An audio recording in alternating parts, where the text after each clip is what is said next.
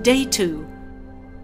Holy Mary, Queen of Heaven and Earth, listen to the cry of the earth. Creation, never more than today, is entrusted to the care of all. Only together can we look after it and generously ensure that it is there for future generations. It is a time for common planning and shared processes, open to nature and conscious that the God of history works through us. Application. Once upon a time there was a tiny flower in the wide open spaces, waiting for a drop of rain each day. It knew how important the rain was for its survival, but when it began to smell it coming, the vultures covered everything with their large wings. Only a hummingbird noticed its desperation and sought help from the other animals. The big buffalo replied, "This is how life goes." The lion yawned and turned away. The gazelle shouted, "Sorry, but we're in a hurry."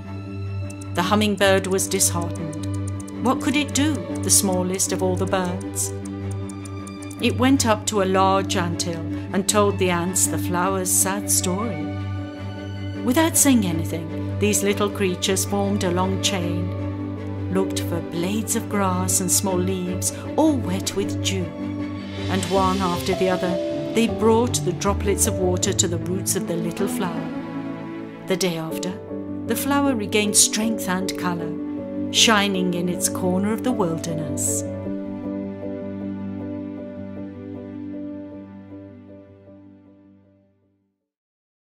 Rector Major's comment. È sotto gli occhi di tutti. Everyone sees the acceleration of climate change due to pollution from human activities and unsustainable lifestyles. We can't help but be concerned, along with our youth.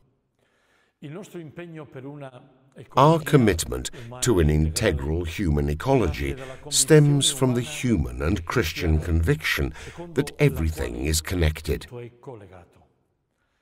The quality of our relationship with nature is strictly linked to the quality of our interpersonal relationships. Consequently, we are invited to an ecological conversion, which should not only concern the macro sectors of the economy and politics, but also the micro aspects of daily life: justice, fraternity, emotions, and spirituality. Salesian reference.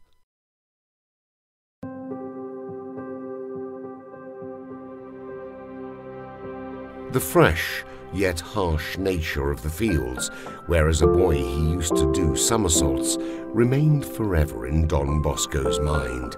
Wherever he went there was a vine, and he was not content just to talk about nature. He wanted his boys to preserve their contact with nature. He invented agrotourism, trekking, school in the open air. These experiences were his famous outings through the hills of Monferrato and Langhe, in an atmosphere of both improvisation and optimism. Don Bosco also sought to develop in his boys a sense of beauty, naturalness, the aesthetic, and did so with poetic portraits of nature. He often recounted that late in the evening, having reached his room, he would stop to contemplate the endless spaces of the firmament, fixed his gaze on the moon, contemplated the multitude of stars, and after a short pause, he would continue. The universe appeared to me a work so great, so divine, that I could not handle such beauty, and my only escape was to get beneath the sheets. The boys would laugh, and he would then say, "Only there did I not feel so small and miserable." Testimony from the Silesian world. Hi, we are here in Torre Annunziata. I am Marino Balzano, and I am the coordinator of the local Silesian Cooperator Centre. Torre Annunziata is on the slopes of Vesuvius and directly faces the sea, the Gulf of Naples. Unfortunately, this is a very polluted area. Over the years, human beings have treated it badly and discarded everything around them. Many landfills have been found from time to time on Vesuvius, and our coastline is dirty because the river Sarno, one of the most polluted rivers in Europe, flows on our outskirts. It pours plastics into our sea, along with everything that companies illegally pour into the river.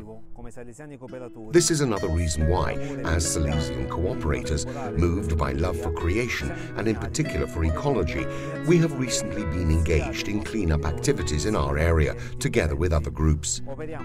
We are constantly working to clean the beaches, collecting waste and everything left on public beaches, taking it all to landfill. Entrustment to Mary. Welcome us under your mantle, O Mother, and make us capable of seeing the beauty of your Son in creation. Woman who listens, make us capable of hearing the cry of the earth, to provide for the care of our world, our common home.